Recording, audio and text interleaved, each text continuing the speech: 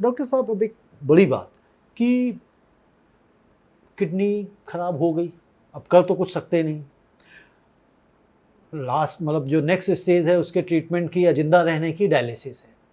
तो जब व्यक्ति डायलिसिस पे पहुंचता है तो कितने समय तक वो डायलिसिस के सहारे अपनी मशीनरी को, बॉडी वाली मशीनरी को चला सकता है, स्वस्थ रह सकता है, अपने दूसरे काम कर सकता है?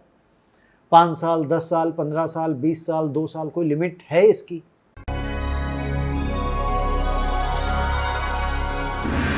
अगर हम शहरों में देखें तो शहरों में आजकल डायलिसिस सेंटर बहुत खुल रहे हैं। अस्पतालों में तो हैं ही, लेकिन उसके साथ साथ अलग अलग जगहों पे डायलिसिस सेंटर खोले जा रहे हैं। कुछ समाज सेवी संस्थाएं भी इस काम में लगी हुई हैं। आखिर डायलिसिस सेंटर इतने ज़्यादा खुल क्यों रहे हैं, उनकी आवश्यकता क्यों है? एक तरह से तो हम ये कह सकते हैं कि हेल्थ सेक्टर के लिए एक अच्छी बात है, लेकिन उससे पहले ये समझना चाहेंगे कि आखिर ऐसी क्या नौबत आ पड़ी कि डायलिसिस सेंटरों की संख्या बढ़ती जा रही है। डायलिसिस सेंटर यानी कि जब व्यक्ति की किडनियां काम करना बंद कर देती हैं तो आर्टिफिशियल ढंग से उन किडनियों को काम जो होता है वो डायलिसिस मशीन के द्वारा किया जाता है, यानी कि खून साफ करना। आज हम इसी विषय के ऊपर बात करना चाहते हैं, समझना चाहते हैं कि आखिर किडनी की जो प्रॉब्लम्स होती हैं वो क्यों आ रही हैं। क्या पिछले कुछ वर्षों में किडनी की संख्या, मतलब जो बीमारी है वो ज़्यादा बढ़ रही है, या सिर्फ और सिर्फ हम इसको इस तरह से ले सकते हैं पॉजिटिव साइड में कि नहीं, किडनी की जो बीमारी है वो तो वैसी ही चल रही थी, लेकिन हेल्थ सेक्टर में ज़्यादा सुधार हो रहा है। नमस्ते, मैं हूं रविंद्र गौतम और आप देख रहे हैं रूट कॉज, और आज हम किडनी की बीमारी के रूट कॉज के ऊपर पहुंचेंगे और समझेंगे कि आखिर यह समस्या क्यों आती है। और हमारे साथ हैं आज डॉक्टर सुनील प्रकाश, जो डॉक्टर सुनील प्रकाश मेडिकल डायरेक्टर हैं बीएलके हॉस्पिटल में। डॉक्टर सुनील, आपका बहुत बहुत स्वागत है। नमस्ते। नमस्कार, धन्यवाद मुझे बुलाने के लिए अपने टीवी पे। जी डॉक्टर साहब, देखिए, धन्यवाद हमें आपका करना चाहिए क्योंकि आपने हमें समय दिया और ये आज समझाने का दर्शकों को मौका मिलेगा आपके मार्फत कि आखिर ये जो किडनी की समस्या है ये हो क्यों रही है। और हम इस पे ये भी जानना चाहेंगे, कई बार जो हम डायलिसिस की बात करते हैं तो डायलिसिस शुरू होने के बाद पेशेंट कितने लंबे अवधि तक उस पर चल सकता है, लेकिन उससे पहले हम ये समझना चाहते हैं कि आखिर ये किडनी की प्रॉब्लम आती क्यों है। देखिए, ये बिल्कुल सही बात है। जैसे जैसे सिविलाइजेशन बढ़ती जा रही है और हमारी लाइफस्टाइल काफ़ी मैकेनिस्टिक और एक फास्ट मोड में चल रही है, किडनी की बीमारियां काफ़ी बढ़ रही हैं। इसका सबसे प्रबल कारण तो ये है कि डायबिटीज़ का बहुत ज़्यादा एपिडेमिक रूप लेना। इंडिया में डायबिटीज़ ने बहुत अच्छे से अपनी पैठ कर ली है और वर्ल्ड की सब कंट्रीज़ में इंडिया को diabetic capital of the world कहा जाता है। यानी कि सबसे ज़्यादा डायबिटिक्स दुनिया में इंडिया में है। न्यूमेरिकली चाइना की जनसंख्या चूँकि ज़्यादा थी, नंबर वाइज उनके ज़्यादा हैं, लेकिन कुछ सालों में हमारे नंबर ऑफ़ डायबिटिक्स उनको भी ओवरटेक कर लेंगे। ये एक दुख की बात है। तो सबसे बड़ा कारण किडनी खराब होने का डायबिटीज़ का महामारी है, एपिडेमिक है। हम लोग इस पर भी बात करेंगे कि डायबिटीज़ क्यों इतनी बढ़ रही है। क्यों, अगर हमने ये समझ लिया कि डायबिटीज़ क्यों बढ़ रही है, इतना तो समझने में दिक्कत नहीं होगी किडनी की बीमारी क्यों बढ़ रही है जी, क्योंकि वो तो कॉज एंड इफेक्ट है। कॉज डायबिटीज़ और इफेक्ट किडनी फेलियर है। नंबर 1 डायबिटीज़ है और नंबर 2 जो है हाई ब्लड प्रेशर है। हाई ब्लड प्रेशर जो है दूसरा मुख्य कारण है किडनी की बीमारी का, उसको अंजाम देने का। और एक बात और भी है, डायबिटीज़ और ब्लड प्रेशर जब ये दोनों आ जाते हैं मरीज के ऊपर तो ये 1 और 1 2 नहीं होते, ये 1 और 1 11 हो जाते हैं। बिल्कुल राहु केतु की तरह मिल के किडनी को ध्वस्त करने का काम करते हैं। मतलब कहना ये चाहता हूँ, अगर सिर्फ किसी को डायबिटीज़ हो, ब्लड प्रेशर कंट्रोल्ड हो, या किसी को सिर्फ ब्लड प्रेशर हो, शुगर ना हो, तो उसका किडनी फेलियर का चांस थोड़ा कम रहेगा बनिस्बत जिनको ये दोनों चीज़ें होंगी। ओके डॉक्टर साहब, अब जैसे आपने बताया कि एक तो डायबिटीज़ मुख्य कारण है इसका, दूसरा आपने बताया ब्लड प्रेशर, क्या कोई तीसरी वजह भी है जिसकी वजह से? बहुत ज़रूरी सवाल है ये। एक तो है सबसे बड़ी वजह कि कुछ बीमारियां होती हैं, जैसे इन्फेक्शंस होते हैं या किडनी के होते हैं, वो किडनी में एक इन्फ्लेमेशन यानी एक ऑटो इम्यून रिस्पॉन्स पैदा कर देते हैं। उसको हम लोग ग्लोमेरुलोनेफ्राइटिस कहते हैं। ये किसी भी एज में हो सकती है, लेकिन मुख्यतः यंग एज में ये होती है और शुरू में इसके सिम्टम आके ये दब जाती है, लेकिन अंदर ही अंदर एक चिंगारी की तरह ये किडनी को जलाती रहती है। तो तीसरा सबसे बड़ा कारण जो है किडनी फेलियर का, वो क्रोनिक ग्लोमेरुलोनेफ्राइटिस है। क्रोनिक ग्लोमेरुलोनेफ्राइटिस कई तरीक़ों का होता है, जैसे आईजी है और बहुत सारे कारण हैं, और उनके भी अपने कारण होते हैं कि वो क्यों होता है पेशेंट में बार बार। और एक और इसके अलावा कारण ये है कि आनुवांशिक हेरिडिटरी, ये कुछ बीमारियां किडनी की वंश में चलती हैं, जैसे पॉलीसिस्टिक किडनी डिजीज़ है जिसे हम ADPKD कहते हैं, autosomal dominant polycystic kidney disease है, और बहुत सारी हेरिडिटरी नेफ्राइटिस हैं, FSGS हैं, सब नाम हैं जी। लेकिन हमारे लिसनर्स व्यूअर्स ये बस ध्यान रखिए कि हेरिडिटरी भी बीमारियां होती हैं, और कभी कभी आपको ऐसे परिवार मिलेंगे जिसमें कहेगा हाँ मेरे पिताजी की भी किडनी खराब हुई थी, या चाचा या मामा की खराब हुई थी, या मेरे भाई की खराब हुई थी। और इसके बाद जो कारण आते हैं वो कारण आते हैं किडनी के आगे अगर कोई व्यवधान हो या रुकावट हो, जैसे कि प्रोस्टेट का बहुत बढ़ जाना, औरतों में अगर कैंसर है सर्विक्स का, और ये सब चीज़ें हैं, तो ये किडनी से जो यूरिन निकलता है फ्लो होके ब्लैडर से बाहर जाता है, उसमें रास्ते में ये व्यवधान पैदा करते हैं, ब्लॉकेज पैदा करते हैं, तो किडनी ऑब्स्ट्रक्ट हो जाती हैं और ख़राब हो जाती है। खराब हो जाती है, यानी कि जो मशीन आपकी किडनी एक तरह से मशीन की तरह काम कर रही है, जो उसका फ्लो वो निकाल रहा है, पानी अगर रोक देते हैं, कहते हैं ना पाइप अगर रोक देंगे तो वो फट सकता है। चलती हुई सड़क पे अगर 2 गाड़ियां हमारी दिल्ली में खराब हो जाती है तो कितना तगड़ा ट्रैफिक जाम लग जाता है। तो यानी कि यहाँ पे भी अगर ट्रैफिक स्टोन्स भी एक कारण है, किडनी में स्टोन्स होना, उनका पतले पतले ट्यूबों में फंस जाना, ये भी किडनी को डैमेज करती है। तो यदि अगर किसी को किडनी की प्रॉब्लम हो रही हो, अंदर अंदर डेवलप हो रही हो, क्योंकि कई बार के अक्सर ही यही होता है कि जब हमारी बीमारी एक एडवांस स्टेज पे पहुंच जाती, तब जाके हमें कहीं पता चलता है कि भैया हमारी तो किडनी खराब हो गई। डॉक्टर के पास गए, कहते हैं ना फिल्मों में बड़ा उसका आने में थोड़ी सी देर कर दी, तो जल्दी वो कैसे पहचान ले कि भाई हमारी किडनी में कहीं ना कहीं व्यवधान आ रहा है, उसमें समस्या उत्पन्न हो रही है? क्या सिम्टम्स उसके इस तरह से आ जाते हैं पहले? बिल्कुल, आपका जो ये सवाल है लाखों रुपए का सवाल है मेरे ख्याल। तो वो लाखों रुपए देगा कौन? कोई भी नहीं देगा। अगर मरीज समझ लेगा तो उसके बच जाएंगे। भैया देखिए, आपके लाखों रुपए बचने जा रहे हैं। सवाल ये है कि किडनी डिजीज़ के सिम्टम क्या हैं, अर्ली सिम्टम क्या है। लेट सिम्टम तो ऐसे हैं कि फिर उनका तो सोल्यूशन सिर्फ डायलिसिस है या किडनी चेंज। अर्ली सिम्टम्स आपको समझना होगा, ये 8-9 सिम्टम हो सकते हैं, कुछ और भी हो सकते हैं, लेकिन इन सिम्टम्स का अगर कॉन्स्टेलेशन यानी कि कॉम्बिनेशन इन सिस्टम का, किसी में सिर्फ एक इन सिम्टम को जो कि मैं अभी गिनाऊंगा, लेकिन किसी में अगर ये 2 सिम्टम्स हैं या 2-3 सिम्टम्स हैं तो उसको ज़रूर बहुत ध्यान देना चाहिए, क्योंकि शायद उसकी किडनीज जो हैं अंदर ही अंदर क्षतिग्रस्त हो रही हैं। तो ये सिम्टम्स क्या हैं? पैराडॉक्सिकली पेशाब का ज़्यादा आना, जिसे हम लोग पॉलीयूरिया कहते हैं। मरीज तो बड़ा खुश होता है, भाई मेरी किडनी बहुत काम कर रही है, खूब पेशाब निकाल रही है, खूब क्लियरनेस हो रही है, पर ये बात ठीक नहीं है। पेशाब का बहुत ज़्यादा आना, डायबिटीज़ का अनकंट्रोल भी एक कारण है, लेकिन अनकंट्रोल डायबिटीज़ तो आपको शुगर वगैरह से पता लग गया कि बहुत दफ़े बिना डायबिटीज़ के भी अगर अधिक पेशाब आ रहा हो, ख़ास तौर से किडनी अर्ली किडनी की बीमारी में ये रात में ज़्यादा आता है। देखिए, नॉर्मली हम लोग ज़्यादातर पेशाब डे टाइम में करते हैं, रात में हार्डली कभी एक आधा बारी किया है, वो भी नहीं। बच्चे और यंगस्टर्स तो बिल्कुल भी नहीं करते।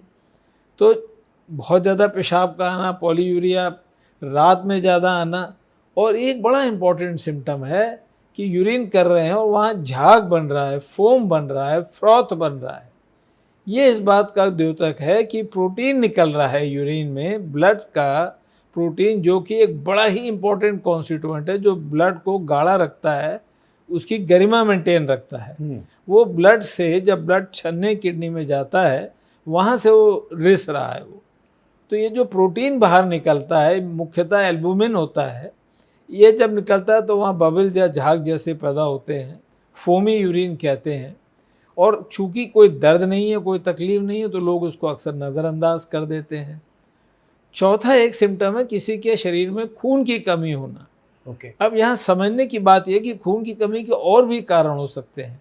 किसी को ब्लीडिंग हो जाए, या रिपीटेड प्रेगनेंसीज या अबॉर्शन हो। हमारे देश में सबसे ज़्यादा कॉमन खून का कारण कमी का आयरन की कमी है, आयरन डेफिशिएंसी है। हमारी डाइट्स में आयरन हमें नहीं मिलता, या मिलता है तो वो एब्जॉर्ब नहीं होता है, या उसकी डिमांड ज़्यादा हो जाती है, जैसे कोई प्रेग्नेंट औरत है या लैक्टेटिंग औरत है। तो खून की कमी अगर है और ये कारण नहीं है, मतलब कोई रिपीटेडली ब्लड लॉस नहीं है, मीनोरेजिया नहीं है, तो हमें ज़रूर ध्यान में रखना चाहिए कि कहीं ये किडनी तो अर्ली ख़राब नहीं हो रही। क्योंकि अगर किडनी ख़राब होने लगती है तो ब्लड का प्रोडक्शन हमारी बॉडी में कम हो जाता है। ओके। अच्छा, मतलब किडनी अगर खराब हो रही है, डैमेज हो रही, तो ब्लड का प्रोडक्शन भी कम हो जाता है, एनीमिया हो जाएगा। एनीमिया हो जाएगा। पांचवा कारण एक हो सकता है कि फैमिली ना कर पाना, शादी हुई हस्बैंड वाइफ की, अब बच्चा ही नहीं पैदा हो रहा। ओके। हो सकता है हस्बैंड या वाइफ में किसी एक में कोई नुक्स हो किडनी का। अगर किसी का किडनी में नुक्स है तो, और एक लेवल तक का अगर है, तो वो कंसेप्शन नॉर्मल नहीं होने देगा, वो व्यवधान पैदा करेगा। और एक कारण है बड़ा इंपॉर्टेंट, शरीर में दर्द वगैरह होना, एक्स एंड पेन्स। अब एक्स एंड पेन्स तो सबको होते रहते हैं, आम होते रहते हैं, हम थक कर आते हैं, करते हैं, हमें दर्द होता है। लेकिन मैंने जैसा कि पहले भी कहा था, अगर ये 2-3 लक्षण मिल जाएं कि आपके खून की कमी हो रही है, आपके शरीर में दर्द हो रहा है और पेशाब ज़्यादा आ रहा है, तो बहुत ज़्यादा दर्द शरीर में कहीं भी हो जाए या पूरे शरीर में? जनरलाइज पेन होगा, कमर में, बैक में, टांगों में ज़्यादा होता है। ओके। और डॉक्टर साहब एक चीज़ और भी आप बता रहे थे कि एनीमिया अगर हो जाता है, तो क्या हर एनीमिया का कारण, एनीमिक पेशेंट जो है वो किडनी के लिए? नहीं, हर का कारण किडनी नहीं है। ओके। मैंने पहले, लेकिन मतलब किडनी 90% किडनी डिजीज में एनीमिया होगा। देखिए बात समझिए, ये क्वेश्चन दोनों तरफ बराबर नहीं है जी। अगर 100 पेशेंट्स को एनीमिया है तो शायद 30-40 किडनी की वजह से होंगे। ओके। बाकी ज़्यादातर जो होंगे आयरन की कमी या ब्लड लॉस की कमी, या प्रोडक्शन में जो बोन मैरो है, जो फैक्ट्री है ब्लड बनाने की, जी। उसके अंदर ही खराबी आ जाए, जिसे हम लोग बोन मैरो डिप्रेशन कहते हैं, या कोई कैंसर्स वगैरह होते हैं। वो सारे कारण हैं खून की कमी होने का, अकेला किडनी नहीं है। जी। लेकिन किडनी की खराबी भी एक बड़ा इंपॉर्टेंट कारण है एनीमिया का। एनीमिया का, राइट।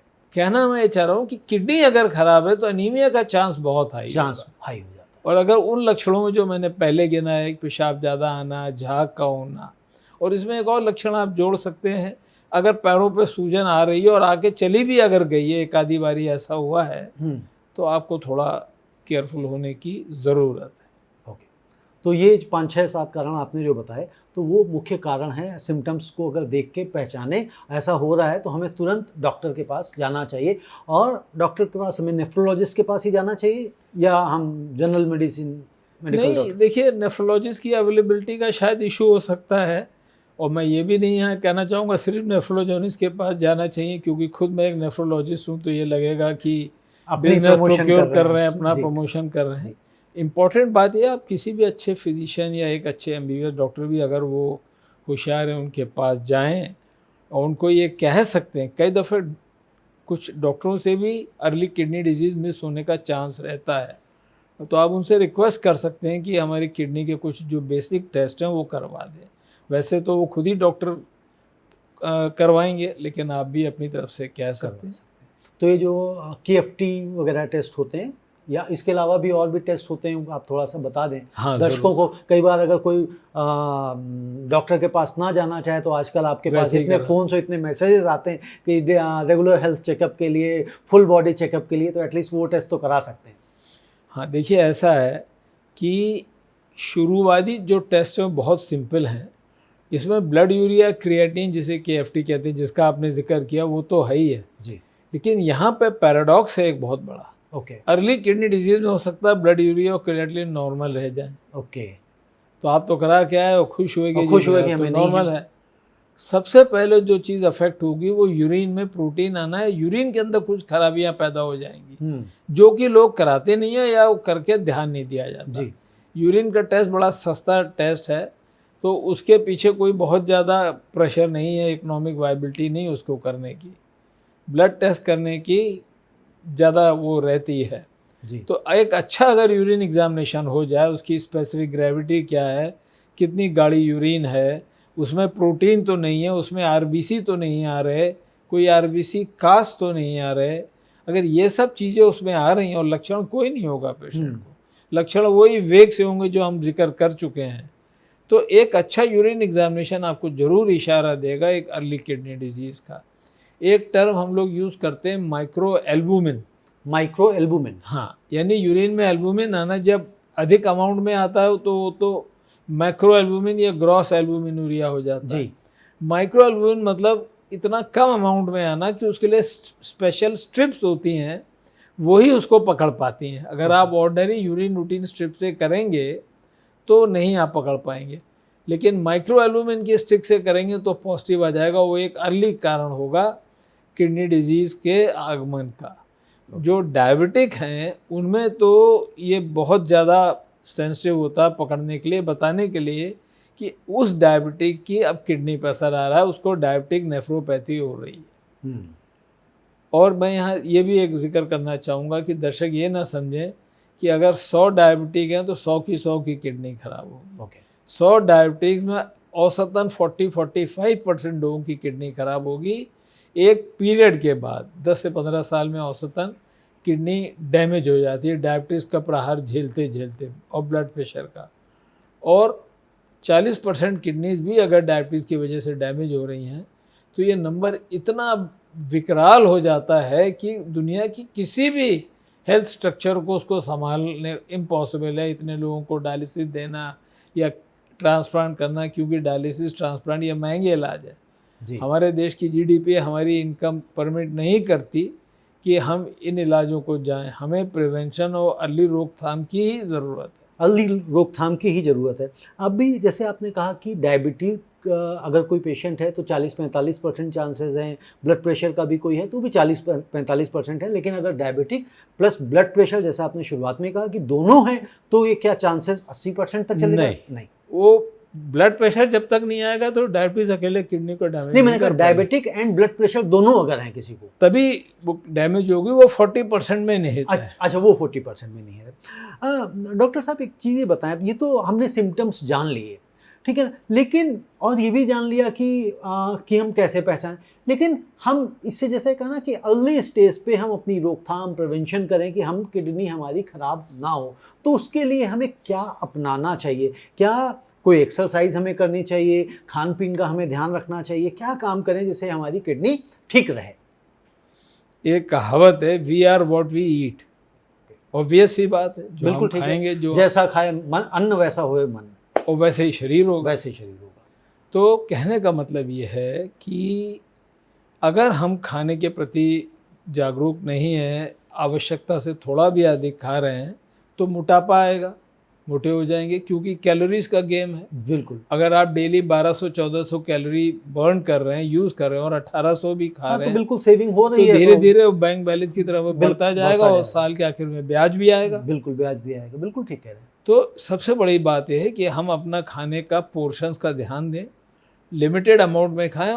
और अक्सर लोग कहते हैं जी मेरा तो पेट नहीं भरा, क्योंकि ये ब्रेन बड़ा कॉम्प्लेक्स है, ये वाकई में बड़ा कॉम्प्लेक्स है। उसको ऐसी आदत वो डाल देता है कि आपको तलब मचती रहेगी, चाहे वो चाय की तलब मचे या सिगरेट की, शराब की या अधिक खाने की। ये सब एडिक्शंस हैं। फूड भी एक एडिक्शन है। फूड भी एक एडिक्शन है। बहुत बड़ा एडिक्शन है। बिल्कुल ठीक है। बहुत बड़ा एडिक्शन है। तो ब्रेन को उसकी आदत पड़ जाती है ज़्यादा खाने की। और ज़्यादा खाते खाते खाते खाते वो अल्टीमेटली कैलोरीज इकट्ठा होती रहती हैं, मोटापा आने लगता है। मोटापा आना जो है डायबिटीज़ के आने का रास्ता बहुत आसान कर देता है। और इसको हम लोग कई दफ़े जब मरीज को दोनों चीज़ें होती हैं तो हम इसको डायबिसिटी कहते हैं। डायबिटीज़ प्लस ओबेसिटी, दोनों को जोड़ देंगे अगर तो डायबिसिटी वर्ड बन जाएगा। तो डायबिसिटी बड़ा आजकल कॉमन हो रही है और खाने की अवेलेबिलिटी बहुत है। दूसरी एक बड़ी प्रॉब्लम ये हो गई कि जो खाने की अवेलेबिलिटी है फास्ट फूड्स, उनमें कैलोरी डेंस फूड्स हैं। आप बाहर जाएंगे तो आप रेयरली देखेंगे कोई होटल में या उसमें फ्रूट सैलेड खा रहा होगा, ये खा रहा होगा। अमूमन ख़ास तौर से यंग बच्चे जो है पिज़्ज़ा और बर्गर्स पास्ता खा रहे होंगे या मिडिल एजेड लोग पूड़ी कचौड़ी इस टाइप की फ्राइड इंडियन डिशेस खा रहे होंगे, या बटर चिकन मेरे खा रहे चेहरे पे होंगे। मुस्कुराहट इसलिए आ रही क्योंकि मैं भी पूड़ी कचौड़ी बड़ा पसंद करता हूँ। नहीं, पसंद करना अलग बात है और उसका अधिक हाँ। प्रयोग करना दूसरी बात। जी, दोनों में फ़र्क है। बिल्कुल कोई फ़र्क। इस डिस्कशन का ये मतलब नहीं कि आप बिल्कुल परित्याग कर दें, पूड़ी कचौड़ी को देखें भी नहीं, हुँ, लेकिन अवेयरनेस के साथ खाएंगे, जब ज़रूरत होगी तब खाएंगे, फंक्शन में खाएंगे, रोज़ खाएंगे तो दिक्कत तो है। दिक्कत है। या फिर आप उतनी ज़बरदस्त एक्सरसाइज एक्सरसाइज करें कि वो बर्न हो जाए, हुँ, वो शायद संभव ना हो लोगों के लिए। तो एक तो फास्ट फूड की अवेलेबिलिटी, खाने की बहुत ज़्यादा अवेलेबिलिटी। एक मैं आपको बताता हूँ, एक बड़ा सरल फार्मूला है कि आप जो है 6S अवॉइड करिए, 6S अवॉइड ओके। करिए। ये 6S क्या है जी? पहला S है शुगर, शुगर, शुगर ज़्यादा खाएंगे डायबिटीज़ होगी। डायबिटीज़ होगी, दूसरा S है सॉल्ट, सॉल्ट, सॉल्ट ज़्यादा खाएंगे ब्लड प्रेशर होगा। राइट, और ये सॉल्ट और शुगर जो है मॉडर्न सिविलाइजेशन के सबसे बड़े ओपियम है, बिल्कुल ठीक बात है।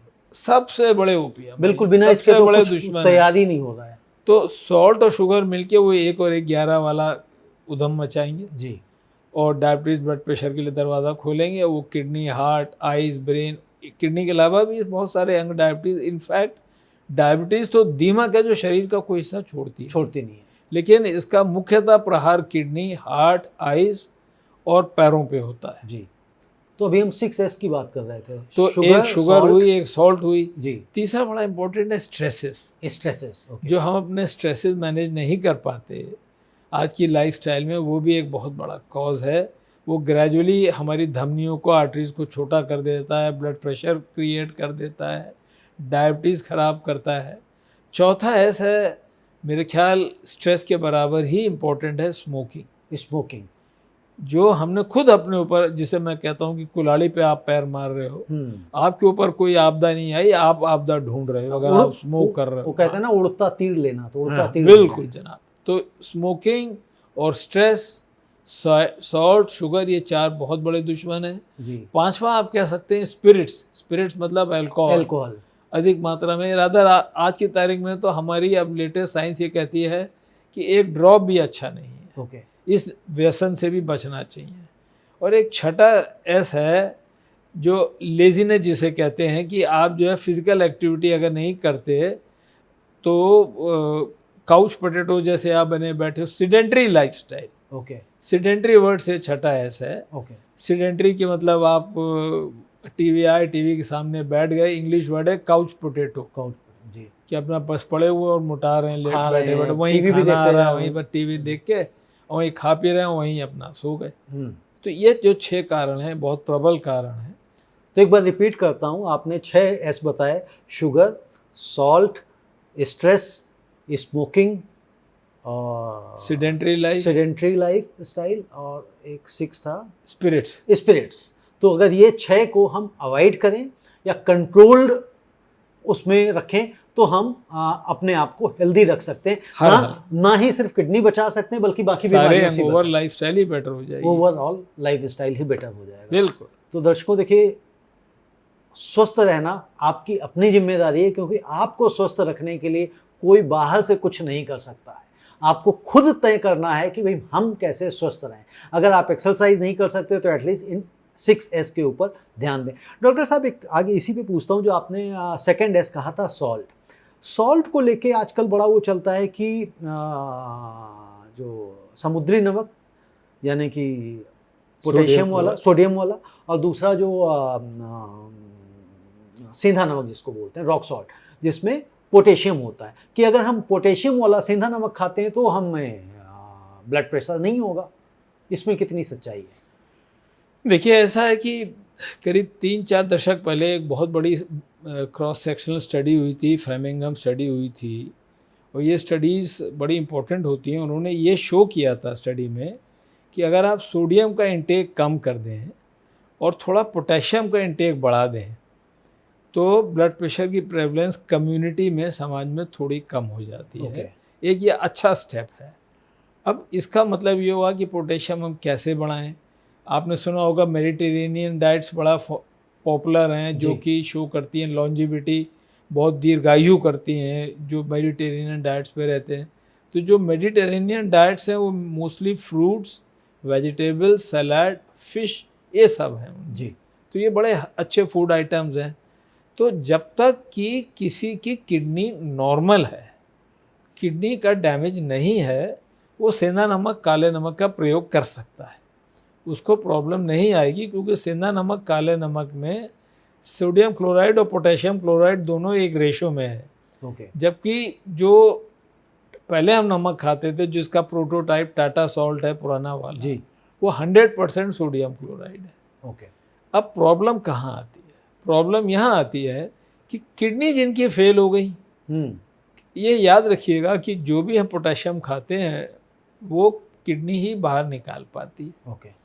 तो अगर हम अपनी डाइट में पोटेशियम बढ़ा लेंगे, फ्रूट्स में पोटेशियम है, वेजिटेबल में पोटेशियम, ये सब अच्छी चीज़ें मानी जाती हैं और ये अच्छी चीज़ें हैं भी, लेकिन किडनी फेलियर पेशेंट के लिए पोटेशियम एक स्वॉर्ड है, एक डोमोसिल स्वॉर्ड है जो लटकी हुई है उसके सर के ऊपर।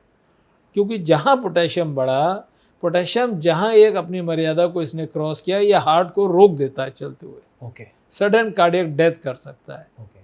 तो फिर तो यानी कि अगर किडनी डैमेज हो गई है और उसके बाद आप पोटेशियम का इंटेक कर रहे हैं तो आपको ये सडन कार्डियक डेथ फेस करना पड़ सकता है।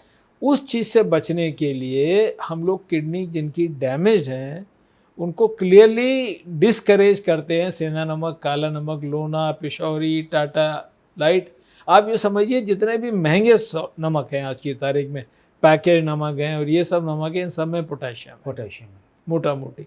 तो नॉर्मल आदमी बेशक खा ले, लेकिन जिसकी किडनी डैमेज हो वो इनका प्रयोग ना करे। यानी कि अगर एक बार आपकी किडनी में प्रॉब्लम आ गई है तो आपको इस तरह के नमक से जिसमें पोटेशियम है उन पे बचना चाहिए, बल्कि जो नॉर्मल रेगुलर नमक खा रहे हैं वो खाते रहें और उसकी मात्रा कम की जा सकती है। बिल्कुल, नमक का प्रयोग तो कम से कम होना चाहिए। जैसे मैंने बताया कि एक मेजर दुश्मन है हेल्थ का, ओपीएम है मॉडर्न सिविलाइजेशन का। नमक जो है आम आदमी को एक फ्लैट टीस्पून फुल छोटी चाय की चम्मच में नमक भर के फ्लैट कर लीजिए, जितना वो नमक है एक दिन में उतना तकरीबन खाना चाहिए। ये उनके लिए लागू होता है जो हेल्दी सेडेंटरी वर्कर्स हैं, वाइट कॉलर्स हैं, उनके लिए ये लागू होता है। ऑब्वियसली जो बाहर फील्ड में काम कर रहे हैं, जिन्हें बहुत पसीना आ रहा है, पसीने में भी नमक होता है, पसीना नमकीन होता है, तो उनको फिर ज़्यादा खाना पड़ेगा। लेकिन आजकल जो हम नमक ज़्यादा खा रहे हैं, इससे सॉल्ट सेंसिटिव हाइपरटेंशन होता है, ब्लड प्रेशर जो कि अधिक नमक खाने से होता है, वो फिर प्रॉब्लम देता है। तो नमक का प्रयोग कम करें। उसका सबसे बढ़िया तरीका यह है कि जितना सब्जी में पड़ गया है उतना ही रखें। टेबल सॉल्ट ऊपर से ना डालें, सैलेड्स में ना डालें, दही में ना डालें। अब करने को तो लोग रोटी आटे में भी मड़वा देते हैं, तो उस चीज़ का ध्यान रखें। अचार पापड़ में बहुत नमक होता है, जो कैंड फूड्स होते हैं ना खाएं। कैंड फूड्स होते हैं उसमें बहुत नमक होता है, सॉसेज वगैरह में भी नमक है। तो आप सुन रहे हैं ना कि जो आप अलग से डालते हैं ना टेबल सॉल्ट, उसको अवॉइड कर दें, बंद कर दें। डॉक्टर साहब अभी जब आप बता रहे थे अल्कोहल, स्पिरिट 6S में से, तो आपने कहा एक नई स्टडी आई है कि जिसमें कहा गया है कि भाई एक ड्रॉप भी अल्कोहल का लेना अच्छा नहीं है। लेकिन एक पहले की हम स्टडी पढ़ते आ रहे हैं, बीच बीच में मैगजीन्स पे, न्यूज़पेपर में आ जाती है कि 40 ml यदि आप डेली लेते हैं तो आपको कभी किसी तरह की खासतौर से हार्ट डिजीज़ नहीं होगी। तो क्या वो वाली अब स्टडी फेल हो गई है या जो स्पिरिट है वो बदल गई है? देखिए, ये सवाल का जवाब क्लियर कट इसलिए नहीं हो सकता कि आए दिन रोज़ जिसका जो मन में आता है अपना स्टडी करके छाप देता है, और वो स्टडी जितना ज़्यादा लोगों को अफेक्ट करती है वो आकर्षक होती है, लोग उसकी तरफ भागना चाहते हैं। ये बात बिल्कुल ठीक है कि पहले कहा जाता था कि आप थोड़ा अगर अल्कोहल लेते हैं, स्पेशली रेड वाइन के बारे में आपको अगर ध्यान हो कहा जाता था, तो हार्ट के लिए बहुत अच्छी ये कहा जाता था। अब ये देखा गया है कि ये बात गलत है, और अल्कोहल एक ऐसी चीज़ है जो लिवर को और किडनी को क्लियर कट डैमेज करता है, हार्ट की मसल्स को भी डैमेज करता है। लेकिन फिर पहले वैसा क्यों कहा जाता था? तो इसके जब भी कोई बीमारी आती है उसके मल्टीपल कारण होते हैं। शायद कोई आदमी जिसकी लाइफस्टाइल, जैसे बहुत मिलिट्री के लोग होते हैं, उनकी दिनचर्या में थोड़ा अल्कोहल शामिल है, मतलब अपने मेस में, और ये उनकी वर्किंग फिर वैसी है, बहुत ज़्यादा फिज़िकल वो लोग काम करते हैं, तो कुछ अगर ऐसा बन गया है कि अगर आपने थोड़ा सा अल्कोहल लिया और स्ट्रेस आपका कम हो गया, क्योंकि स्ट्रेस भी एक बहुत बड़ा दुश्मन है जी। किडनी, हार्ट और सबका, तो शायद वो बैलेंस आउट हो जाए। लेकिन अगर हम सिर्फ क्लियर कट बात कर रहे हैं तो आज की तारीख में अल्कोहल का कोई बेनिफिट नहीं है, अगर है भी तो नुकसान। ओके, तो ये भाई बड़ी बड़ी क्लियर सी बात हो गई कि अल्कोहल का कोई भी बेनिफिट नहीं है। और जो डॉक्टर साहब ने कहा कि स्पिरिट वाली बात, यानी कि अल्कोहल जो फौजी सैनिक जो लेते हैं, तो वो जाहिर सी बात है वो जितनी जी तोड़ मेहनत करते हैं तो वो शायद कहीं वो बैलेंस आउट हो जाती होगी, बिल्कुल, है ना, कंपनसेट कर लेती है एक स्ट्रेस दूसरे को, मैकेनिज्म उनको बेटर हो जाता है। ठीक है, तो अब यहाँ पे दो ऐसे अलग अलग काम कर रहे हैं, यानी कि एक तरफ स्ट्रेस अगर जनरेट हो रहा है तो स्पिरिट उसको किल कर रही, बट वो उनके लिए। डॉक्टर साहब, हमने ये तो समझ लिया कि भाई किडनी खराब क्यों हो रही है, ठीक है, मतलब उसके सिम्टम्स क्या हैं, खराब क्यों होती है, लेकिन जैसे किडनी क्या ब्लड क्लीन करने का ही काम करती है, उसके अलावा बॉडी के अंदर इसके कुछ और भी काम है? किडनी जो है आपकी पूरी बॉडी को अंदर से पाक साफ रखती है। इसको हम लोग अपनी मेडिकल लैंग्वेज में कहते हैं मिलियू इंटीरियर। अंदर का वातावरण बिल्कुल स्टेबल और बढ़िया बना के रखती है, ताकि बाकी बॉडी के सारे अंग, brain, heart, lungs, liver, intestine, जो भी अंग है, रिप्रोडक्टिव ऑर्गन वगैरह, सब ठीक से काम कर सकें। अब इसको मेंटेन करने के लिए किडनी का सबसे बड़ा काम यह है कि जितना भी हम पानी पीते हैं, नमक लेते हैं, पोटेशियम लेते हैं, वो उतने ही बैलेंस में रखती है। देखिए, आप खेती में अगर पानी ना पड़े तो सूखा पड़ जाता है, ज़्यादा पानी पड़ जाए तो बाढ़ आ जाती है। बिल्कुल। तो किडनी हमारे शरीर को सूखे से और बाढ़ से दोनों से बचाती है। आप अधिक पानी पिएंगे, किडनी अगर ठीक है, आपको 1 घंटे में ज़्यादा पेशाब आएगा, वो सारा निकल जाएगा। वो बढ़ने ही नहीं देगी पानी का लेवल, वो खेत में रुकने ही नहीं देगी, बॉडी के खेत में उसको बाढ़ नहीं आने देगी। तो वाटर एक्सेस निकालना, उसके साथ नमक को हटाना, और जो हम खाना खाते हैं, जो इसका मेटाबॉलिज्म के बाद शरीर में हमारे बहुत सारे एसिड्स रिलीज़ होते हैं। ये एसिड जो हैं काफ़ी स्ट्रॉन्ग होते हैं और बॉडी के टिश्यूज़ को ऑक्सीडाइज कर सकते हैं। तो इन एसिड्स को भी बाहर एक्सक्रीट करने का सारा जिम्मेवारी किडनी के ऊपर है। और जो हम प्रोटीन्स खाते हैं डाइट में, हमारे डाइट में मुख्यतः 3 चीज़ें होती हैं, कार्बोहाइड्रेट, फैट और प्रोटीन जी। तो जो हम प्रोटीन खाते हैं, जो कि हमारी बॉडी में जाके लगता है, हमारे सारे के सारे सेल्स जो हैं प्रोटीन से निहित हैं, बने हैं।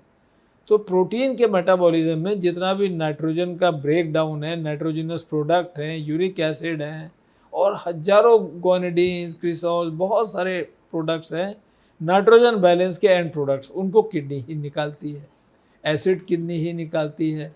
फिर मैंने आपको बताया कि ब्लड बनाने में किडनी इंपॉर्टेंट है, एक हार्मोन का ये सिक्रीशन करती है, उसका नाम एरिथ्रोपोइटिन है। जब ये किडनी हार्मोन बनाती है तभी वो हार्मोन जाके बोन मैरो से ब्लड बनाता है। शुरू में हमने चर्चा की थी कि अगर किडनी डैमेज है तो अनीमिया हो जाएगा, इसलिए अनीमिया होता है। एक और बड़ा इंपॉर्टेंट हार्मोन किडनी बनाती है, vitamin D, active vitamin D. उसको हम लोग कैल्सीट्रियोल 125 डाईहाइड्रोक्सी D3 भी कहते हैं। ये एक्टिव विटामिन डी बड़ा इंपॉर्टेंट है आपकी बोन्स को स्ट्रॉन्ग रखने के लिए, आपके ब्लड में कैल्शियम, फॉस्फोरस और सबका डाईवैलेंट आयंस का लेवल बना के रखने के लिए। अगर ये एक्टिव विटामिन डी की कमी हो जाए, जो कि किडनी डैमेज होने में होगी, तो बोन्स वीक हो जाती हैं। हमने जिक्र किया था, दर्द पैदा होते हैं लोगों को अक्सर, तो उनको एक्स एंड पेन शुरू हो जाएंगे, उनकी बॉडी में कैल्शियम फॉस्फोरस का रेशो बिगड़ जाएगा, वो हार्ट में या जो हार्ट की नसें हैं उनमें जमने लगेंगी, तो वो ब्लड के फ्लो का रास्ता में व्यवधान आएगा। तो ये सारे दूरगामी प्रभाव इस तरीके से आने लगते हैं। हाँ डॉक्टर सुनील, एक चीज़ और बताइए कि जैसे हमारे शरीर में किडनी 2 होती हैं, ठीक है, तो जब किडनी खराब होती है, क्या एक ही किडनी पहले खराब होती है या दोनों ही एक साथ खराब हो जाती हैं? जो बड़े कारण हैं किडनी को ख़राब करने के लिए, जैसे डायबिटीज़, ब्लड प्रेशर, ये ग्लोमेरुलोनेफ्राइटिस, ये तो दोनों किडनीज़ को इकट्ठे हमला बोलते हैं। ओके। और एक बड़ी इंपॉर्टेंट बात यह है कि अगर किसी का क्रिएटिनिन 1 से नीचे है, नॉर्मल आदमी का क्रिएटिनिन जो 40, 45, 50 साल तक का है, 1 के नीचे होना चाहिए, 0.8 हो, 0.7 हो, 0.9 हो।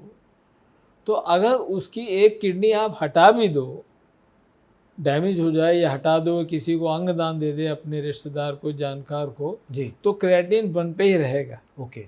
जो दूसरी किडनी है वो थोड़े दिनों में हाइपरट्रॉफी बड़ी होके दोनों की जिम्मेवारी बखूबी निभा लेगी, बशर्ते वो नॉर्मल हो। ओके। तो अगर किसी का क्रिएटिन बढ़ने लगा तो उसका इनडायरेक्ट कारण ये भी है कि दोनों किडनी डैमेज है। ओके। जैसे मैंने कहा, डायबिटीज़, ब्लड प्रेशर और ग्लोमेरुलोनेफ्राइटिस में दोनों किडनी डैमेज होती है। कुछ कारणों में, जैसे स्टोन फंस गया एक किडनी में, या कोई ऑपरेशन में, या किसी चीज़ से, या ऑब्स्ट्रक्शन में एक तरफ की किडनी ज़्यादा डैमेज हो गई, तो ऐसा कई दफ़े एक ही हो सकता है किडनी डैमेज हो, लेकिन फिर उसका लोड दूसरी किडनी पे आगे जाके आ सकता है। लेकिन मुख्यतः तो ज़्यादातर कारणों में दोनों डैमेज होती है। मुख्यतः ज़्यादातर कारणों में दोनों ही किडनी दोनों डैमेज तभी होती है। पता ही लगता है, तभी पता लगता है, यानी कि एक काम कर रही तो आप कहीं जा ही कोई नहीं रहे। सिम्टम ही नहीं होगा, कुछ नहीं होगा। हाँ, तो अच्छा, उस केस में जैसे अगर एक किडनी भी अगर काम नहीं कर रही है, तो तब भी जो हमने पहले सिम्टम्स डिस्कस किए थे वो सिम्टम्स नहीं पता लगेंगे? नहीं, वो सिम्टम्स आने लगेंगे, क्योंकि 70-80% में तो दोनों किडनी इकट्ठे डैमेज हो रही हैं। ओके, मतलब 20-1% है जिसमें 20-30% में वो नहीं होती। हाँ डॉक्टर सुनील, अब अगर हम बात करें जैसे इसके बाद जो ट्रीटमेंट का हिस्सा बचता है, तो क्या डायलिसिस से पहले हम दवाइयों से जो किडनी डैमेज हो गई हैं वो रिवर्सिबल हैं क्या? वापस हम डैमेज को कंट्रोल कर सकते हैं क्या? बहुत सारे कारण हैं जो रिवर्सिबल नहीं है, लेकिन फिर भी काफ़ी कारण हैं जिसमें अगर एंड टाइम पे बीमारी पकड़ी जाए तो किडनी रिवर्स हो सकती है। ओके। इनमें 2-3 जो मुख्य कारण हैं उनका मैं जिक्र करना चाहूँगा। जैसे हम लोग कहते हैं acute kidney failure, acute kidney injury. अच्छे खासे थे, आप अचानक बहुत डायरिया, डिसेंट्री हो गई, पानी की कमी हो गई, खास तौर से बच्चों में ये देखा जाता है, और किडनी इनकी डैमेज हो जाती है। जी। और इसमें अगर सही टाइम पे इलाज हो जाए, उपचार हो जाए, तो किडनी की रिकवरी स्वतः आ जाती है, या अगर नहीं आ रही तो 1-2 डायलिसिस दे के वो किडनी रिकवर हो जाती है। तो acute renal failure, acute kidney injuries में सही टाइम पे इलाज मिलने से रिकवरी के चांसेस अच्छे हैं। एक बीमारी होती है, उसको हम लोग कहते हैं rapidly progressive renal failure, RPRF, RPGN। ये बीमारी जो है चुपके से बॉडी में आती है, लेकिन बहुत ख़तरनाक है। ये महीनों से साल के अंदर किडनी को बिल्कुल डैमेज कर देती है, यंग लोगों में ज़्यादा होती है। और इसके कारण एक तो आपकी बॉडी का इम्यून सिस्टम आपके अगेंस्ट हो जाता है, रक्षक ही भक्षक हो जाता है। तो जब इम्यून सिस्टम अगेंस्ट हो जाता है तो किडनी को डैमेज करता है। तो RPGN को पकड़ने का जो कारण है उसमें सबसे इम्पॉर्टेंट ये है, यूरिन में अगर थोड़े RBC आ रहे हैं या कास्ट आ रहे हैं, या मरीज को जैसे आज उसने क्रिएटिन कराया, उसका क्रिएटिन 1.2 है, 2 महीने बाद कराया तो 1.4 हो गया, फिर कराया 1.6 हो गया, तो डॉक्टर या मरीज भी कभी सोचता है यार लैब अलग अलग है इसलिए शायद वैल्यू ऊपर नीचे हो रही है। लेकिन इन लोगों को फ़ौरन नेफ्रोलॉजिस्ट के पास जाना चाहिए। इनके कुछ सोफिस्टिकेटेड ब्लड टेस्ट होते हैं, इम्यूनोलॉजिकल टेस्ट होते हैं, और कई दफ़े हम लोग एक छोटा सा किडनी से बायोप्सी करके पीस ले लेते हैं, और उससे हमें क्लियर कट पता लग जाता है किडनी क्यों ख़राब हो रही है, उसका क्या इलाज करें। अगर टाइम रहते हम इन सबको कर पाएंगे तो उसमें काफ़ी रिकवरी आएगी। लेकिन डायबिटिक पेशेंट की किडनी खराब होती है, उसमें हम नहीं रिकवरी कर सकते? नहीं, डायबिटिक वाले शुरू में एल्बुमिन की स्थिति में अगर हम उसको पकड़ लें जी। और उसके वेट, खाने की आदत, diabetes control, blood pressure control करें, तो हम किडनी डैमेज को बहुत ज़्यादा हद तक रोक पाएंगे, आगे नहीं बढ़ने देंगे। प्रॉब्लम क्या है कि हम आज की तारीख में ये चाहते हैं कि हमें अपना कोई एक्स्ट्रा एफर्ट ना करना पड़े, दवाई खाने हम से जो काम हो मन जाए। में आए खाना खाएं, जैसे चाहें लेटें, सोएं, करें, 4-6-8 गोली ऐसी मिल जाए जो 2-4 इंजेक्शन डॉक्टर साहब ज़्यादा लगा दो, लेकिन डायबिटीज़ ठीक कर दो, वो नहीं होने। वो नहीं हो सकता है। किडनी कॉन्सिक्वेंस है डायबिटीज़ ब्लड प्रेशर का, उसका इफेक्ट है, कॉज डायबिटीज़ ब्लड प्रेशर है, कॉस्ट। मोटापा है। एक और बड़ा इंपॉर्टेंट कारण है कि जो अधिक दवाइयाँ, पेन किलर्स खा ली जाती हैं और इनडिस्क्रिमिनेटली खाई जाती हैं, और कई दफ़े इनके कॉम्बिनेशन कुछ ब्लड प्रेशर की दवाइयों के साथ, या कैसे अगर वो दोनों बॉडी में इकट्ठे जा रहे हैं, तो पेन किलर्स भी काफ़ी किडनी डैमेज करते हैं। और कुछ और भी दवाइयाँ हैं, कुछ कैंसर की दवाइयाँ हैं, वो तो जो देनी पड़ती हैं अगर किसी को कैंसर है। इंटरस्टिशियल नेफ्राइटिस कहलाती है ये बीमारी, किडनी में अचानक सूजन आ जाती है, तो इसको भी अगर हम सही टाइम रहते पकड़ लें तो इसमें किडनी की रिकवरी के चांसेस बहुत ब्राइट है। राइट। तो एक तो आपने बताया कि जो पेन किलर्स हैं वो भी ज़बरदस्ती नहीं लेने चाहिए, अवॉइड करने चाहिए जितना हो सके। और क्या ऐसे भी कोई पेन किलर्स हैं जिनका असर किडनी पे नहीं पड़ता? पैरासेटामोल, क्रोसिन जो हम अमूमन बुखार के लिए यूज़ करते हैं जी। वो भी अपने आप में एक अच्छा पेन किलर है। ओके। तो वो भी अगर आपका पेन माइल्ड टू मॉडरेट हो तो उससे कंट्रोल हो जाएगा। क्रोसिन, पैरासेटामोल, डोलो का किडनी पे कोई असर नहीं पड़ता। बाकी ये जो अलग अलग निमुलेट और ये सब हैं, हाँ। डाइक्लोफेनाक वगैरह हैं, ब्रूफेन है, ये खतरनाक, ये असर डालती हैं। जी। डॉक्टर साहब, अब एक बड़ी बात कि किडनी खराब हो गई, अब कर तो कुछ सकते नहीं, लास्ट मतलब जो नेक्स्ट स्टेज है उसके ट्रीटमेंट की या जिंदा रहने की डायलिसिस है। तो जब व्यक्ति डायलिसिस पे पहुंचता है तो कितने समय तक वो डायलिसिस के सहारे अपनी मशीनरी को, बॉडी वाली मशीनरी को चला सकता है, स्वस्थ रह सकता है, अपने दूसरे काम कर सकता है? 5 साल, 10 साल, 15 साल, 20 साल, 2 साल, कोई लिमिट है इसकी? देखिए ये सवाल, इसमें तो कोई दो राय नहीं। अगर आप नंबर की बात करें तो कई देशों में 40-40, 45 साल बाद भी मरीज डायलिसिस पे आज भी जिंदा है। जापान मतलब में जब डायलिसिस शुरू हुआ उससे 40-45 साल आगे तक 40 साल डायलिसिस पे जिंदा 40 साल डायलिसिस पे जिंदा है। इसमें सबसे इम्पोर्टेंट बात यह है कि डायलिसिस सही टाइम रहते शुरू हो। ओके। हमारे देश में हो नहीं पाती। हम लोगों के इतना डर है और गलत फीलिंग्स हैं, गलत एजुकेशन है डायलिसिस के बारे में कि हम लोग उसको दुश्मनी के निगाह से देखते हैं, उसको अपना दुश्मन समझते हैं। जबकि डायलिसिस आपका, जिसकी किडनी बिल्कुल डैमेज हो गई, वही एक मित्र है। वो किडनी का काम करता है, एक सिंथेटिक किडनी है। अब सवाल ये बुराई कहाँ है? बुराई यह है कि हमारी किडनी तो 7 दिन काम करती है। जब हम सो रहे होते हैं तब भी काम करती है, नॉन स्टॉप काम करती है जब तक हमारी आखिरी सांस पूरी नहीं होती जी। और वो काम जो किडनी 7 दिन 7 रात में कर रही है, हम चाहते हैं हफ्ते में 1 या डायलिसिस करके 4 घंटे की वो काम करा लें, तो वो तो नहीं होने वाला। इसलिए डायलिसिस बार बार करानी पड़ती है, औसतन 2 से 3 बार हर वीक करानी पड़ती है। तो अगर जो टाइम रहते डायलिसिस स्टार्ट कर दें, अच्छी जगह से कराएं जहां उनको इन्फेक्शन वगैरह ना हो, और साथ में उनको और भी एजुकेशन मिले अच्छा खाना खाने की। डायलिसिस के बाद ज़्यादा प्रोटीन खाने की ज़रूरत होती है क्योंकि टॉक्सिन के साथ साथ ब्लड का कुछ प्रोटीन भी निकल जाता है। तो उनको नॉर्मल आदमी से भी ज़्यादा प्रोटीन चाहिए, वो लोग खाते ही नहीं हैं क्योंकि डायलिसिस से आने से पहले उनका प्रोटीन बंद था। तो वो बस वो लौकी, तोरी, टिंडा, परवल के चक्कर में फंसे रहते हैं और कमज़ोर होते जाते हैं। मेरे ख्याल से डायलिसिस के अगेंस्ट में जो सबसे कुधारणा है वो ये है कि डायलिसिस शर्तियाँ एक एक्सपेंसिव प्रपोजिशन है। हमारे देश में जहाँ औसत इनकम एक परिवार की 20 हज़ार रुपये महीना है, जिसमें हम मान के चलें अगर 2 बच्चे भी हैं, 4 लोग हैं अगर, तो जो 20-25 हज़ार रुपये महीने की इनकम एक घर में है, बच्चों की फ़ीस है, दुनिया भर का झगड़ा है, अगर वो आदमी डायलिसिस पे आ जाता है तो उसको महीने की डायलिसिस के लिए ही 25-30 हज़ार रुपये चाहिए, दवाइयाँ अलग से, तो कैसे कराएगा? तो फिर वो लोग शॉर्टकट लगाते हैं, खींचते हैं अपने आप को, हफ्ते में 1 करा ली, 15 दिन में 1 करा ली, जब तक बिल्कुल नाक तक पानी ना आ जाए, मतलब सांस लेना ही न संभव हो, खींचते रहते हैं क्योंकि उन्हें पता है कि अगर वो रेगुलरली कराएंगे तो उनके घर के बर्तन भाड़े भी बिक जाएंगे। बिल्कुल। तो इसका सल्यूशन तो जो है एम्प्लॉयर सपोर्ट या हेल्थ इंश्योरेंस है। जैसे एक हमारे अभी चली है, बहुत सारे मरीजों ने इसका फ़ायदा उठाया है, जो ये आयुष्मान भारत है जी। इसमें गांव-गांव शहरों में लोग डायलिसिस करा रहे हैं और ये एक बड़ा अच्छा मूव है। बहुत सारे मरीज मेरे बताते हैं कि उनके डिस्ट्रिक्ट अस्पतालों में आराम से आयुष्मान भारत से के अंदर में उनकी डायलिसिस हो रही है। आपके हॉस्पिटल में भी हो जाता है आयुष्मान भारत? प्राइवेट अस्पतालों में, दिल्ली में अभी आयुष्मान, दिल्ली का सेंटर से कुछ पहले भी शायद, हाँ पहले भी है, बट जो बाहर के, अगर दिल्ली को हम छोड़ दें तो बाहर के जो प्राइवेट हॉस्पिटल्स है क्या ये एक्सेप्ट करते हैं? हाँ वो करते हैं। हाँ डॉक्टर साहब, जैसे हम बात कर रहे थे कि भाई किडनी दूसरे ऑर्गन्स पे भी इम्पैक्ट डाल सकती है, तो जैसे आपने भी एक तो बताया था कार्डियक अरेस्ट एक संभावनाएं बढ़ जाती, जो लीवर है, क्या लीवर को भी तकलीफ पहुंचा सकती है किडनी?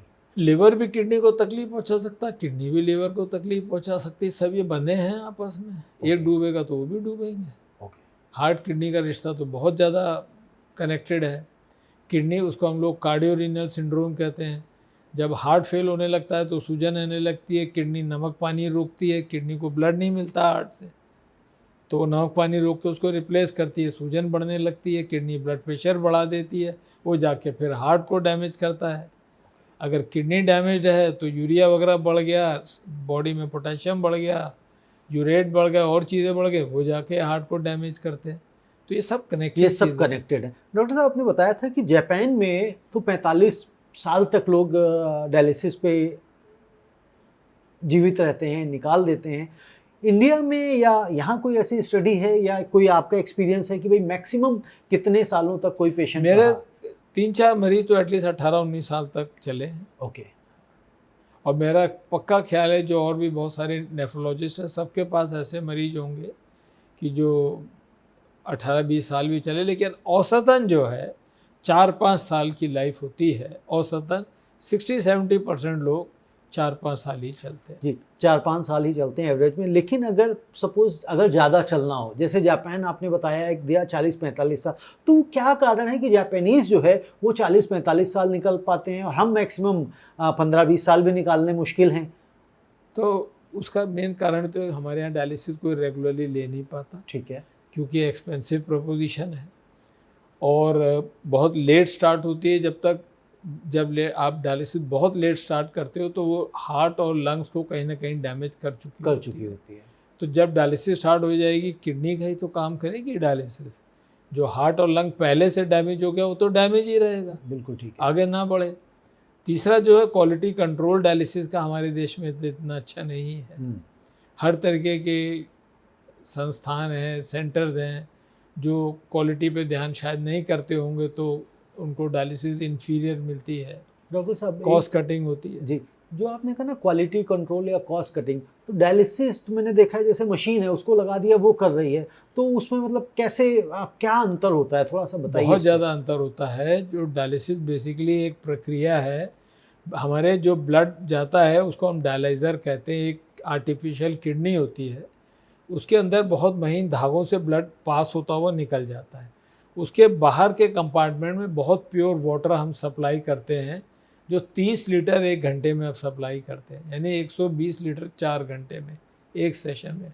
और ये एक्सट्रीमली प्योर वाटर होता है, जो आपके आरओ का वाटर होता है उससे भी कई गुना ज़्यादा प्योर वाटर होता है। उस प्योर वाटर को तैयार करने में काफ़ी खर्चा होता है। आरओ प्लांट लगाए जाते हैं, डीआयनाइज़र लगाए जाते हैं, और वो प्योर वाटर आके ब्लड के कांटेक्ट में तब डायलिसिस देता है। ओके।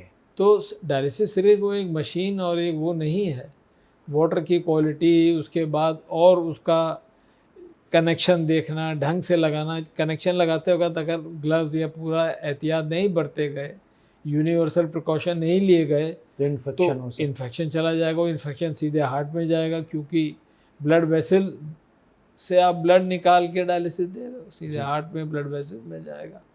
तो ये सारी चीज़ें पैदा करेंगे। तो यानी कि सिर्फ मशीन ही नहीं है, बाकी जो आपने कहा जैसे पानी की अब बात आपने की, और 120 लीटर पानी मतलब डायलिसिस के प्रोसेस में लगता है, तो वो भी अपने आप में बड़ी बात है, मतलब अचंभे वाली बात है। मतलब अभी तक ऐसी कोई जानकारी मेरे पास नहीं थी, सुनी नहीं थी कि भाई 120 लीटर, तो जाहिर सी बात है शरीर के अंदर जो किडनी है वो भी इसी तरह से काम फंक्शनिंग करती होगी। एक और इसमें कि मान लीजिए अगर जैसे कहा कि भाई रेगुलर डायलिसिस, अगर आपने कहा वीक में अगर 3 बार करें तो अच्छा है, तो अगर कोई व्यक्ति डेली डायलिसिस करे तो क्या उसका उसमें कोई लाइफ में ज़्यादा सुधार हो सकता है? फ्रांस में बहुत सारी स्टडी हुई है, इसे टैसिन एक्सपीरियंस कहते हैं। लेकिन इसके 2 एस्पेक्ट्स हैं। अगर आप डेली डायलिसिस करोगे तो मरीज कहेगा मैं जीऊँगा कब? हाँ, ठीक है। डायलिसिस में तो आप बंद गए ना मशीन से 4-6 घंटे के लिए। तो बहुत से लोगों ने क्या किया, उन लोगों को ट्रेन करके उनके घर पे ही डायलिसिस रख दी मशीन, इसे होम हीमोडायलिसिस कहते हैं। और वो कनेक्शन वगैरह ऐसे बनाते हैं और ट्रेनिंग ऐसी देते हैं कि आप सो जाइए, कनेक्शन लगा दीजिए, तो चलता रहे अलार्म, अपना मशीन 4-5 घंटे बाद जब बंद करना होगा मशीन बंद कर देगी डायलिसिस, तब बस आप उठ के वो तार हटा दीजिए।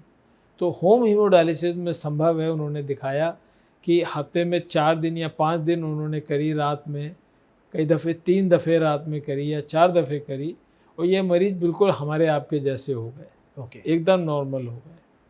लेकिन बाई एंड लार्ज सारी दुनिया में 3 डायलिसिस पर वीक अबाउट एडिक्वेट माना जाता है, लेकिन जब लंबी डायलिसिस बहुत समय तक चले तो शायद थोड़ी सी उसकी डोज बढ़ जाती है। कि हमारे देश में मेजॉरिटी जो है 1 या 2 डायलिसिस पर वीक करती है। 5-10% ही होंगे ऐसे डायलिसिस के रेगुलर पेशेंट जो 3 पर वीक अफोर्ड कर पाते हैं। ओके। और अगर 4 कर लें तो शायद थोड़ा सा जो लाइफ एक्सपेक्टेंसी है वो बढ़ सकती है। अगर फैक्टर्स को भी कंसिडरेशन करते हुए, खुराक, diet, regular activity, physical activity, meditation, सारी बातें भी तो हैं। बिल्कुल सही बात आपने कही। मतलब ऐसा नहीं जो हम लोग पहले ही कह रहे थे कि सिर्फ 2 गोलियां दे दो या 2 इंजेक्शन अलग से दे दो तो हमारी लाइफ ठीक हो जाएगी। तो अगर जो पेशेंट हैं डायलिसिस के, जिनकी किडनी नहीं काम कर रही है, यदि आप बेहतर जीना चाहते हैं तो जैसा डॉक्टर साहब ने कहा कि अपनी डाइट पे फोकस करें, मेडिटेशन पे ध्यान दें, स्ट्रेस जितना कम कर सकते हैं उतना करें, और डायलिसिस को भी 3 से 4 बार अगर करते हैं तो आप अपना जीवन बेहतर जी सकते हैं, बेहतर कर सकते हैं, एक नॉर्मल लाइफ की तरह हमारा जीवन चल सकता है। डॉक्टर साहब एक चीज़ और बताएं कि जैसे आपने कहा कि जब हम डायलिसिस कराते हैं तो प्रोटीन भी निकल जाता है। जब प्रोटीन निकल जाता, आपने कहा था कि भाई इस तरह के मरीज को प्रोटीन डाइट ज़्यादा चाहिए। तो कई बार ये सजेस्ट किया जाता है डॉक्टर्स के द्वारा कि भाई आप नॉनवेज लें ज़्यादा क्योंकि उसमें प्रोटीन ज़्यादा होता है। लेकिन जो लोग वेजिटेरियन हैं, वीगन हैं, उनके लिए क्या ऑप्शन है? नहीं, ऐसा नहीं है कि अगर आप नॉन वेज नहीं खाते तो आपको प्रोटीन नहीं मिलेगा। वेजिटेरियन सोर्सेज भी बहुत अच्छे हैं प्रोटीन खाने के। दाल चावल है, राजमा है, छोले हैं, पनीर है, मिल्क प्रोडक्ट्स हैं, सोयाबीन एक बहुत अच्छा सोर्स है। हाँ, और सोयाबीन बहुत अच्छा है। सोयाबीन सोर्स रादर है। मैं कहीं पढ़ रहा आटा था। उसका खाएं, उसको सब्जी में डालें, उसका बनाएं। ये सारे सोर्सेज हैं, बहुत अच्छे सोर्सेज हैं।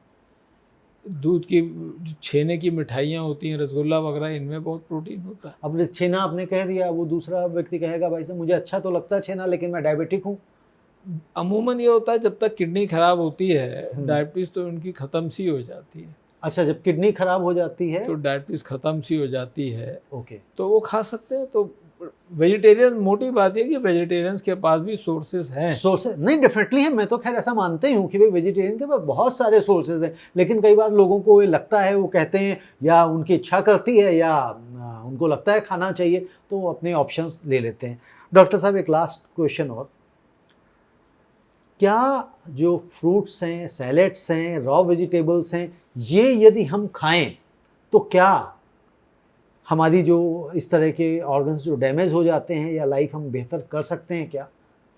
हाँ, अगर नॉर्मल लाइफस्टाइल्स हम लीड कर रहे हैं और हमारी किडनीज ठीक हैं तो फ्रूट, सैलेड, वेजिटेबल्स, आदमी को जो है ना मिक्स डाइट खाना चाहिए। मिक्स डाइट का आप अगर सिर्फ फ्रूट्स और वेजिटेबल्स ही खाते रहेंगे तो भी आगे जाके कहीं ना कहीं दिक्कत होगी, क्योंकि आपको प्रोटीन नहीं मिलेंगे। फ्रूट्स और वेजिटेबल्स से प्रोटीन नहीं है, आपकी बॉडी प्रोटीन डेफिशिएंट हो जाएगी। तो बैलेंस डाइट जो है, एक पिरामिड डाइट का, उसमें सीरियल्स का अनुपात होना चाहिए, रोटी या चावल में होना चाहिए कुछ, और जो मीट खाते हो मीट का पोर्शन जो प्रोटीन देगा उन्हें, हमारे केस में दालें वगैरह उधर आ जाएंगी, दालें, यानी छोले, कि राजमा, बैलेंस डाइट लेनी चाहिए। और उसके साथ में 2 पोर्शन वेजिटेबल्स के, 1 पोर्शन फ्रूट का। ये प्रॉपर डाइट है। ये प्रॉपर डाइट है। डॉक्टर साहब लास्ट में कोई अपना संदेश आप देना चाहते हैं हमारी देश की जनता को, जो पेशेंट्स हैं या जिनके घर में कोई पेशेंट्स हैं या जो लोग हेल्दी हैं वो भी कैसे हेल्दी बने रहें? देखिए, आई थिंक हेल्थ जो है ये एक बहुत ही इम्पोर्टेंट मुद्दा है और ये चॉइस हमें ही मेक करनी है, और जितनी जल्दी हम जिस उम्र से कर लें बढ़िया है। बचपन से हमें करना चाहिए। देखा ये गया है, जब बच्चा छोटा होता है तो उसके माँ बाप लाड़ में उसको ज़्यादा खिलाते हैं, खा ले मेरा बेटा खाता नहीं है, कमज़ोर हो रहा है। टीवी खोल देंगे, मोबाइल दे देंगे और मुंह में ठूंसते रहेंगे। अब बच्चे के ब्रेन को आपने कंडीशन कर दिया ज़्यादा खाने का। अब स्कूलों में जाके देखिए, छोटे छोटे बच्चे भी मोटे हो रहे हैं, उनका वेट ज़्यादा है। तो जो बच्चा आज मोटा है वो बड़ा होकर भी मोटा ही रहेगा मेजॉरिटी में। तो हम गलत खान पान की बचपन से आदत डाल रहे हैं। अधिक खाना देना भी गलत है, तो उसका ध्यान बचपन से रखें। बचपन से उनको फिज़िकल एक्टिविटी के लिए इनकरेज करें। बचपन से ही पढ़ाई का इतना एक बोझा बन गया है कि बेटे को IIT में जाना है, PMT में जाना है, कि फ़िज़िकल एक्सरसाइजेज़ और इस सब पे middle class, upper middle class का ध्यान काफ़ी हद तक हट गया है। उन्हें एक ऑल राउंड डेवलपमेंट बच्चे का करना चाहिए, यही बच्चा जाके बड़ा होके हेल्दी बनेगा। एक बात तो ये। दूसरी बात यह है सबसे इम्पोर्टेंट, जो हम लोगों ने 6S की बात करी, उसको भी थोड़ा सा ध्यान रखें। सॉल्ट शुगर कम से कम रखें, फिज़िकल एक्टिविटी रखें, वेट को देखते रहें, और नॉर्मल बैलेंस डाइट की हमने बात करी वो करें। इसके अलावा मेरे हिसाब से 2 एक एस्पेक्ट और हैं, जहाँ तक हो सके आज की तारीख में सबके पास हेल्थ इंश्योरेंस होना चाहिए। इतनी महंगे इलाज हो गए हैं, किडनी का हो या ब्रेन का हो या हार्ट का हो, कि आम मिडिल क्लास आदमी उसको अफोर्ड नहीं कर सकता। हेल्थ इंश्योरेंस होने से ही, जैसे अमेरिका में है, वेस्टर्न नेशंस में है, आदमी सेफ रहेगा और उसको पूरा इलाज भी मिलेगा, वो अपने मन पसंद अस्पताल में इलाज करा पाएगा। और चलते चलते मैं ये कहना चाहूँगा कि साल में एक दफ़े इम्पॉर्टेंट टेस्ट, या उसको चाहे आप हेल्थ चेकअप कह लें, ज़रूर कराने चाहिए, क्योंकि prevention is better than cure. अगर कैंसर है किसी को, एक दफ़े किडनी से हट के हम उधर चलते हैं, अर्ली स्टेज में आप कैंसर पकड़ लो हेल्थ चेकअप में, तो आप क्योर हो जाता है। 5-5, 10-10 साल तक आपको कोई परेशानी नहीं है। लेकिन वही 2 साल बाद अगर आप थोड़े एडवांस स्टेज में उसको पकड़ते हो, तो 2 साल में गेम बदल जाता है। बिल्कुल ठीक है, बिल्कुल सही बात है। डॉक्टर साहब, अभी एक आपने बात कही कि बच्चे को हम प्यार में, लाड़ में ज़्यादा खिला देते हैं, तो एक बैलेंस डाइट देनी चाहिए, खुराक ठीक देनी चाहिए। अब वो जो बैलेंस डाइट तो समझ गए कि जो आपने प्रोटीन, कार्बोहाइड्रेट, फैट्स, इन सब का कॉम्बिनेशन बताया, लेकिन जो क्वांटिटी ऑफ फूड है वो कितनी अप्रोप्रिएट है, वो हम कैसे, जो मतलब बच्चे की माँ है ख़ास तौर से, या हम खुद हैं वयस्क होके भी, हमें कैसे समझ में आए कि ये पोर्शन जो है, ये पोर्शन बिल्कुल ठीक है? देखिए, ये डिपेंड करता है कि हम फिज़िकली एक्टिव कितना है, किस स्टेज ऑफ लाइफ पे हैं हमें। बच्चों को ज़्यादा कैलोरी देनी होती है, क्योंकि उनको ग्रोथ के लिए बहुत सारी प्रोटीन और कैलोरीज चाहिए। तो पोर्शन साइज डिपेंड करता है। बढ़ते बच्चों को सर्टेनली ज़्यादा खाना चाहिए, और उनको चाहिए ही होता है। तो एक आइडिया होता है माँ को, और नहीं तो वो अपने डॉक्टर से या न्यूट्रिशनिस्ट से आइडिया ले सकती है। अमूमन बच्चे को 1-1.25 ग्राम पर किलोग्राम प्रोटीन खाना चाहिए। यानी अगर बच्चे का वज़न 15 किलो है, तो उसको एटलीस्ट 15-20 ग्राम प्रोटीन खाना चाहिए, और 15-20% कैलोरीज उसकी फ़ैट से आना चाहिए, बाकी कार्बोहाइड्रेट्स, रोटी, सब्जी, इनसे आना चाहिए। और जहाँ तक फार्मूला का सवाल है, वो ये है कि हमें वाइट कॉलर्स को रफली 1200 से 1400 कैलोरी चाहिए होती है जी। लेकिन बढ़ते बच्चों को ये काफ़ी ज़्यादा चाहिए होती है, 2-2.5 हज़ार तक चली जाती है। प्रेगनेंसी में 3-3.5 हज़ार तक कैलोरी चाहिए होती हैं। अब जो मैनुअल लेबरर है, आपने देखा होगा, सब बिल्कुल पतले दुबले होते हैं, बिल्कुल। लेकिन जब वो खाते हैं तो 10-12 रोटी खाते हैं। लेकिन यहाँ पे 2 बातें हैं, तो सिर्फ वो रोटी खाते हैं। हमारी तरह ये नहीं कि कभी बिस्किट भी खा लिया, ये भी खा लिया, वो भी खा लिया। और उनको शायद सब्जी भी बहुत नहीं मिलती है, प्याज से ही खा के काम चला लेते हैं। तो उनको लेकिन 3500-3600 कैलोरीज चाहिए। तो ये वर्क पे डिपेंड करता है, एज पे डिपेंड करता है, आपकी ग्रोथ पे डिपेंड करता है। तो वो पोर्शन साइज, उसे वो नॉर्मली अगर हम बच्चों को फोर्स ना करें, तो कुदरती उसको सही तरीका बता देगी खाने की। कोई भूखा नहीं सोएगा। बिल्कुल, कोई भूखा नहीं सोएगा। डॉक्टर साहब, मेरे पीछे जो कैमरामैन है वो ये पूछ रहे थे भी पीछे से कि कोई व्यक्ति अगर डायबिटिक है और जो डायबिटीज़ की दवाइयाँ खा रहा है, तो क्या उससे भी किडनी पे कोई असर पड़ता है? देखिए, ऐसा है कि किडनी तो ज़्यादातर डायबिटीज़ से ख़राब हो रही है जी। डायबिटीज़ की दवाई पर से ऐसी नहीं है जो किडनी को डैमेज करेगी, ये निश्चित बात है। ये धारणा है लोगों में कि डायबिटीज़ की दवा से किडनी ख़राब हो गई। अपनी गलती तो कोई नहीं देखना चाहता ना। डायबिटीज़ कंट्रोल में नहीं रखी, किडनी इसलिए ख़राब होगी। लेकिन हाँ, जब किडनी डैमेज होने लगती है या ख़राब होने लगती है, तो कुछ डायबिटीज़ की दवाइयाँ उसमें उसको और ख़राब कर, आग में घी डालने का काम करती हैं। तो उनको हम लोग फिर अवॉइड कर देते हैं। अमूमन जो है, जब किडनी बहुत डैमेज हो जाती है, तो इन मरीजों को सेफ रखने के लिए इंसुलिन ही बेस्ट तरीका है। तो कई बार ये लगता है ना लोगों को कि इंसुलिन पे आ गए तो आप, तो इसका मतलब बहुत ही कुछ डैमेज हो गया, तो ऐसा तो कुछ नहीं है ना? नहीं, शुरुआत में जब डायबिटीज़ शुरू होती है, डायबिटीज़ की एक जर्नी होती है जी। शुरू में डायबिटीज़ शुरू होती है, 1 गोली से कंट्रोल हो जाएगी आपकी, फिर 2, 4, 5 साल बाद 2 गोली, 3 तरीके की दवाई, क्योंकि पैनक्रियास का रिजर्व खत्म हो रहा है ना जैसे जैसे उम्र बढ़ रही है। और एक स्टेज ऐसी आती है कि गोलियों से कंट्रोल नहीं होगी, साम दाम दंड भेद से आपको डायबिटीज़ कंट्रोल रखनी है। ओके। चाहे आप फिजिकल एक्टिविटी से रखें, प्रॉपर डाइट से रखें, वो तो रखना ही चाहिए। उसके बाद अगर फेलियर हो रहा है आपकी शुगर कंट्रोल करने में, तो आपको गोलियों का सहारा लेना चाहिए। शुरू में एक आध गोली से काम चल जाएगा, बाद में एक दौर आएगा कि 5-6 गोलियां आप खाओगे, फिर एक दौर आएगा इंसुलिन भी लगाओगे। बॉटम लाइन ये है कि शुगर कंट्रोल में रखें। शुगर कंट्रोल रखें, बिल्कुल ठीक है। डॉक्टर साहब बहुत बहुत धन्यवाद आपका कि आपने इतनी बढ़िया जानकारी दी, और मैं समझता हूँ जो दर्शक देखेंगे ये जानकारी अभी तक शायद मुझे लगता है कहीं किसी चैनल पे कहीं मिली नहीं होगी। आपका बड़प्पन नहीं, मेरा बड़प्पन तो कोई नहीं, मैंने एटलीस्ट नहीं सुनी, तो मैं ऐसा कह सकता हूँ क्योंकि मैं जब आपके पास आ रहा था तो मैंने बड़ा एक्सप्लोर करने की कोशिश करी, सर्च करने की कोशिश करी कि भाई क्या किस किस तरह के कंटेंट हैं, किस किस तरह के लोगों ने सजेशन दिए। लेकिन क्या होता है ना, जब आम भाषा में जो जनता समझ सकती है, दर्शक समझ सकते हैं, उस भाषा में आपने समझाया है, वो इम्पॉर्टेंस है। क्योंकि जब बहुत ज़्यादा हम टेक्निकल लैंग्वेज और मेडिकल लैंग्वेज का यूज़ कर देते हैं तो वो एक उनकी समझ से कई बार बाउंस हो जाता है। तो बहुत बहुत धन्यवाद आपका। आपका बहुत धन्यवाद, और सब दर्शकों का धन्यवाद। मैं उम्मीद करता हूँ कि ये जानकारी उनके काम आए, हमें बहुत खुशी होगी इस बात की। शुभ रात्रि। शुभ रात्रि। तो दर्शकों, ये शुभ रात्रि, जैसे डॉक्टर साहब ने कहा, अभी रात के 10:30 बज रहे हैं, तो हम 10:30 बजे डॉक्टर साहब के साथ रिकॉर्डिंग कर रहे हैं।